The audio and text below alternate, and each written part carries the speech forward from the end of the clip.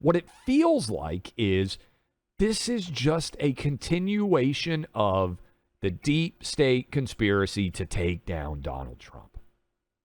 And we have seen the Rachel Maddows of the world so many times say, oh, he's dead to rights, caught now. And they've sold that story to their audience time after time after time.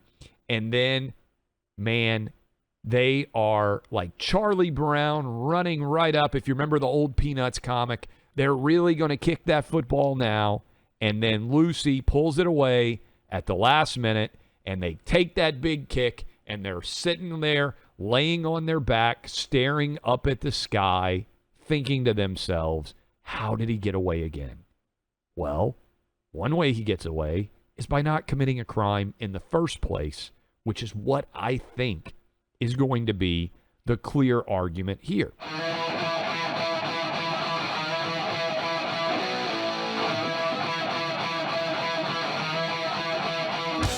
The Washington Post is arguing that this was a necessary raid because there were nuclear documents classified that were being kept inside of Mar-a-Lago.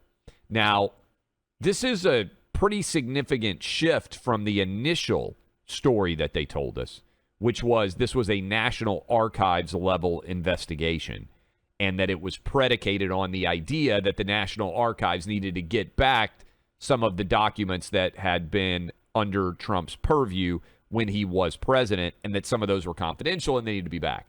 Well, now suddenly, maybe, I would submit, because of all the criticism they're getting, they're saying, no, this was of the utmost importance. We had to go get these documents dealing with nuclear armament because of security issues and how important they were. But if that's true, why did they wait 18 months after Donald Trump left the White House to suddenly need to stage a raid? Some of you might say, well, they didn't know that he had those documents. Well, shouldn't the government know if there are important confidential documents that are missing before we get 18 months down? And shouldn't they have found those documents when they visited and were allowed to have access to everything in June at Mar-a-Lago? This does not add up. What's interesting about the Washington Post is how much they've gotten wrong. And I think we've got a boy who cries wolf scenario really in play when it comes to the Washington Post, MSNBC, CNN, and certainly the New York Times. When you've gotten everything wrong, just run through the list. And this is a good argument that I would like for you to put in your back pocket and use for your persuadable friends who may be suffering from some tinge of Trump derangement syndrome.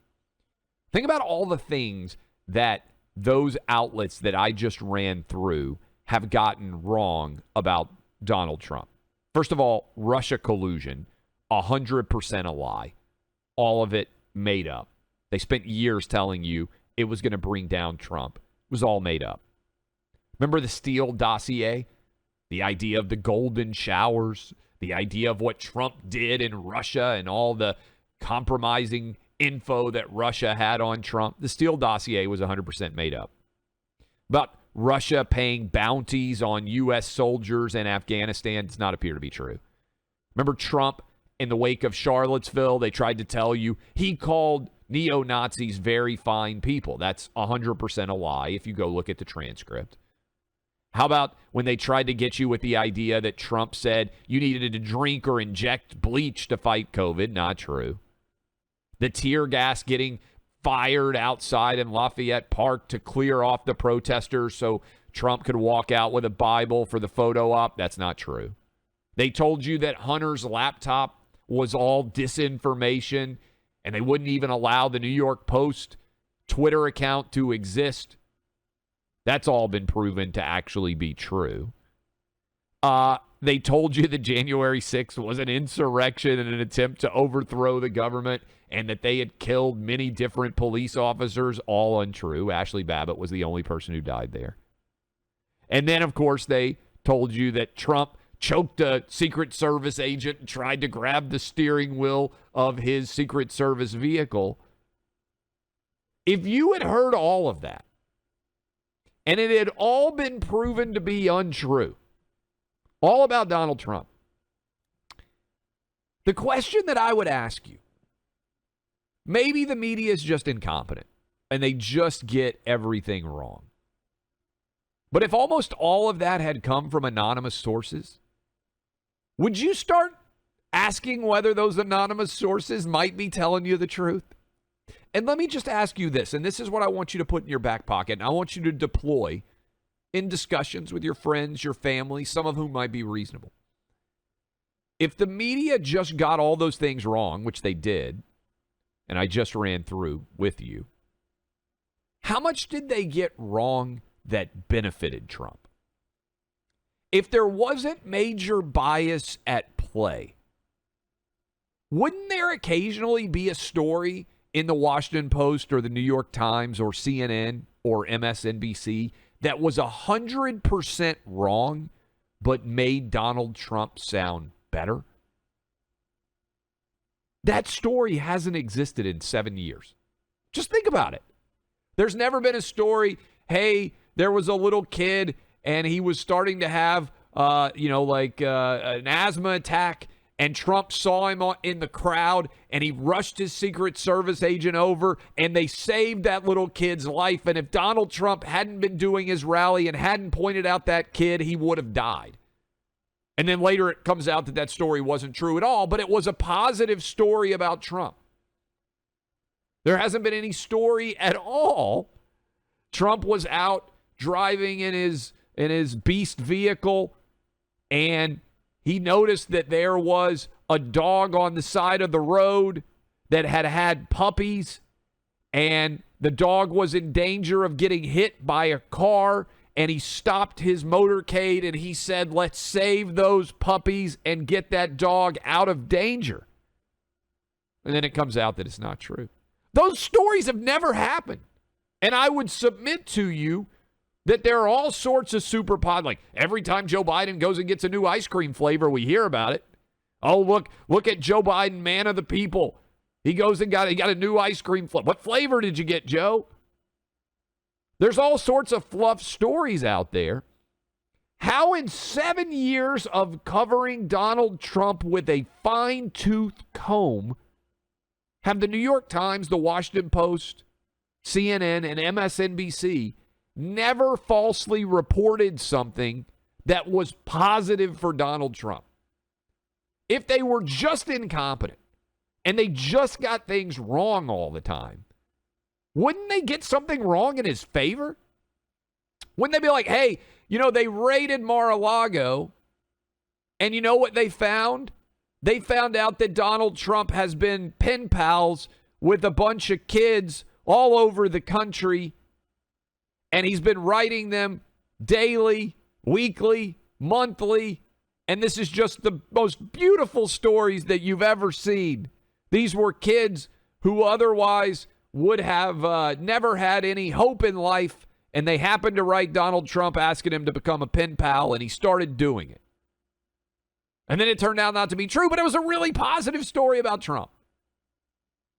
Wouldn't there be one? If there wasn't bias in play, wouldn't there be one story that you could point to that made Trump look amazing that later ended up being wrong?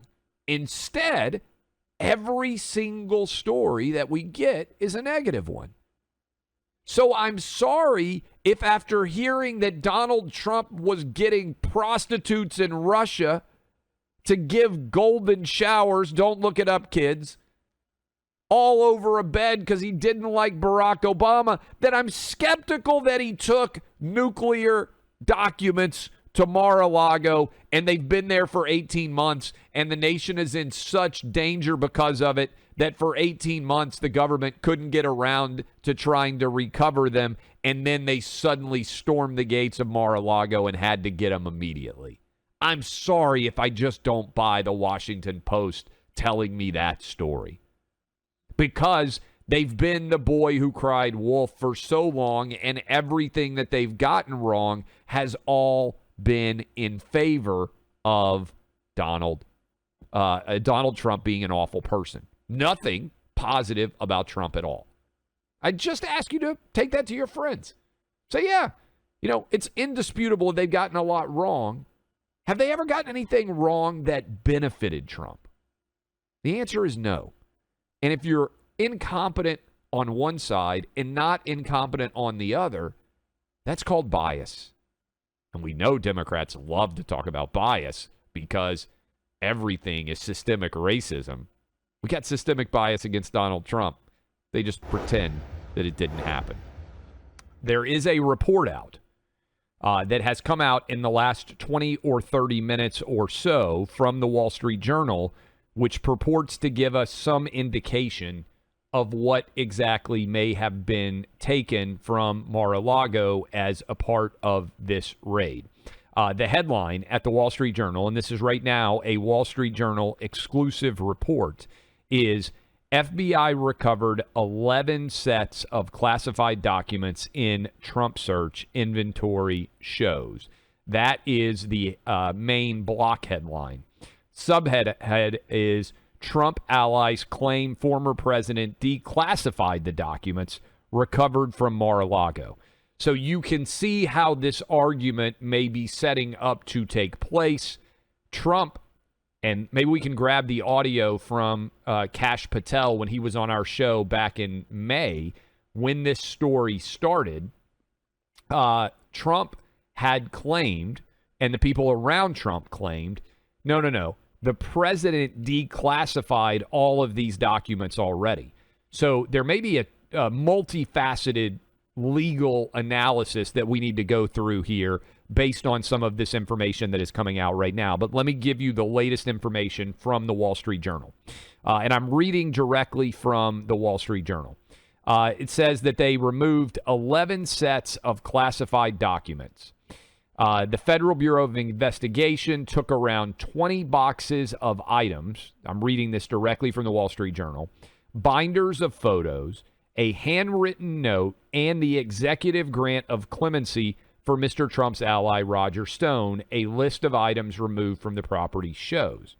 Also included in the list was information about the, quote, president of France, Emmanuel Macron, theoretically. This is on a 3-page list.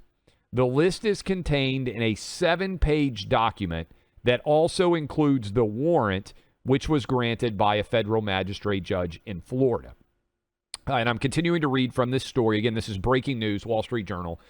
The list includes references to one set of documents marked as various classified, top secret, and sensitive compartmented information. It also says agents collected 4 sets of top secret documents, 3 sets of secret documents, and 3 sets of confidential documents. The list didn't provide any more details about the substance of the documents. Okay, so this is what the Wall Street Journal is reporting. I was talking earlier about how I have very little trust for the Washington Post, the New York Times, MSNBC, CNN.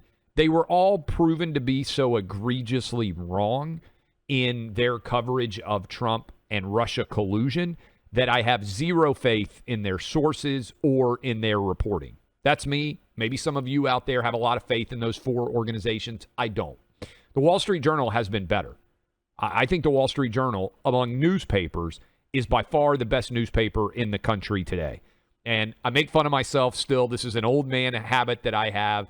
Every morning, I get the actual physical newspapers, and I sit down and I pore over the actual physical newspapers. This is something I've loved to do my whole life.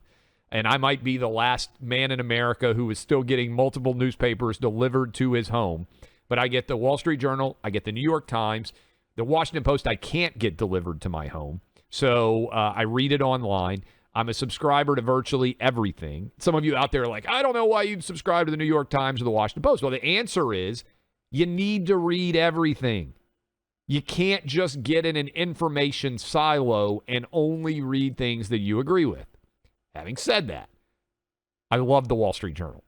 And my favorite thing that I read in any newspaper is the Wall Street Journal's editorials, both the newspaper itself editorials and all of their guest columnists. I think those 2 pages are the best journalism that exists anywhere in the country in a newspaper context on a day-to-day basis. Okay. I also run my own media company still, Outkick. Well, I know it's not mine anymore. Fox bought it. But so I'm kind of plugged in all the time. And I also think we do really good work, plug, at Outkick.com, where you should be going if you're not going at all. If you like me, you should be going to Outkick.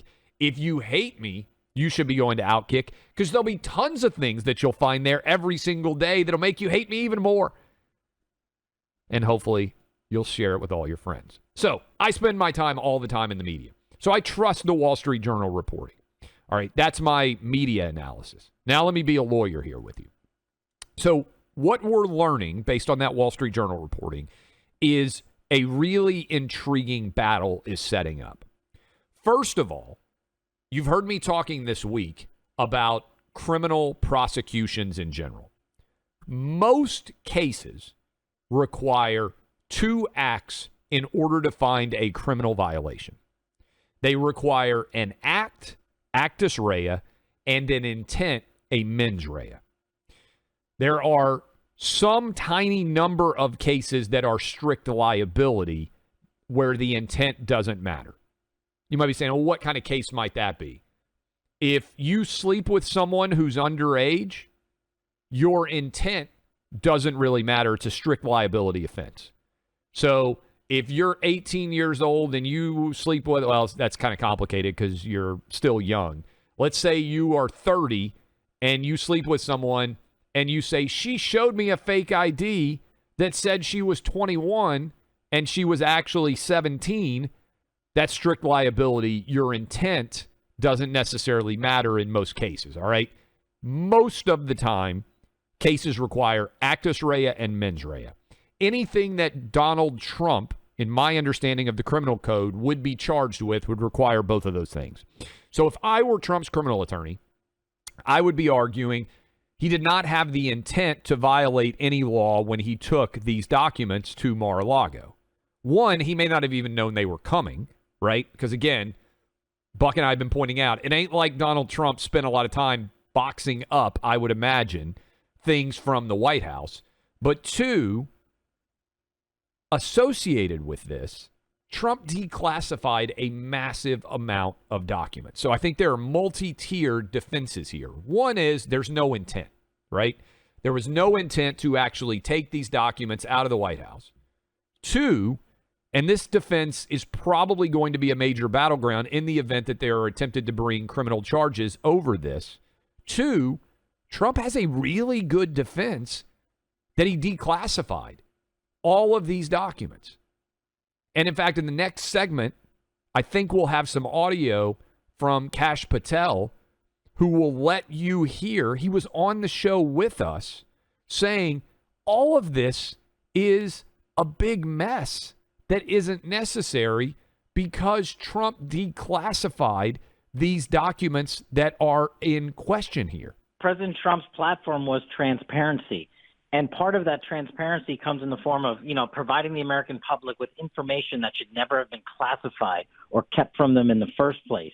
And what he did was, on his way out of the White House, he declassified, made available to every American citizen in the world, large volumes of information relating not just to Russiagate, but to national security matters, to the Ukraine impeachment, to his impeachment 1, impeachment 2, all things that deep staters, as you know, Buck, in government go in there and get their hands on and classify because they don't want the truth to get out because it's going to make President Trump look good because he always supported the truth and the facts. And that's what we have here is a whole slew of documents and information that President Trump wanted to put out. The president is the ultimate, as we say, declassification authority. He can go on TV, he can write an article, and he can say it's declassified. And while President Trump was still president of the United States, he was going through reams of volumes of information with his teams and said, this is what the American people should see. And he literally said, all of this is declassified. Then what happens is, Buck, from the true deep staters that are in there who always block President Trump's agenda, and especially on national security matters, came in and said, no, we're going to keep this. We're going to slow roll this. We're not going to release it. And ultimately, President Trump left office. They basically ran out the clock on him and then submitted the records to the holding agency. And they said, oh, these records still have classification markings on them. You and I, Buck, both know that's meaningless if the commander-in-chief declassified them. But the White House counsel's office, I believe, is largely to blame here under President Trump because they didn't take the commander-in-chief's guidance and orders on declassification. And the American public suffers. What is there to hide from the American public if it involves the truth? So you can't say that he had top secret documents because the president of the United States, when he is president, has the ability to declassify documents. So Trump has, this is me legally kind of taking you through what the arguments are likely to be. Two very strong arguments here, even in the event there are criminal charges that are brought against him.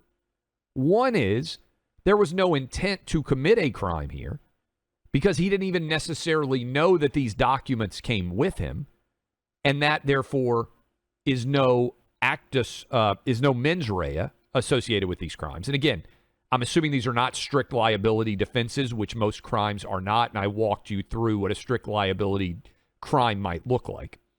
And the second part of this defense is he declassified all these.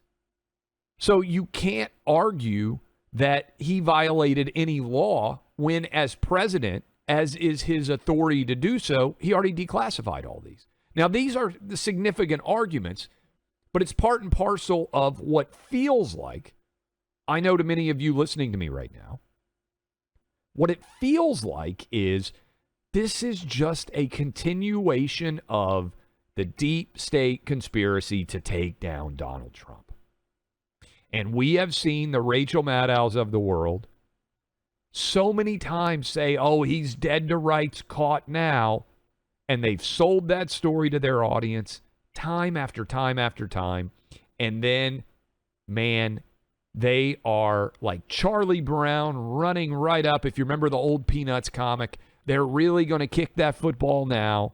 And then Lucy pulls it away at the last minute, and they take that big kick. And they're sitting there, laying on their back, staring up at the sky, thinking to themselves, how did he get away again? Well, one way he gets away is by not committing a crime in the first place, which is what I think is going to be the clear argument here. And this, increasingly to me, is one of many reasons why Merrick Garland shouldn't be involved in actually prosecuting this case, and why I believe the evidence is starting to suggest quite clearly that our Justice Department wildly overreached in making a decision to go after Donald Trump on Monday with this unprecedented raid on Mar-a-Lago.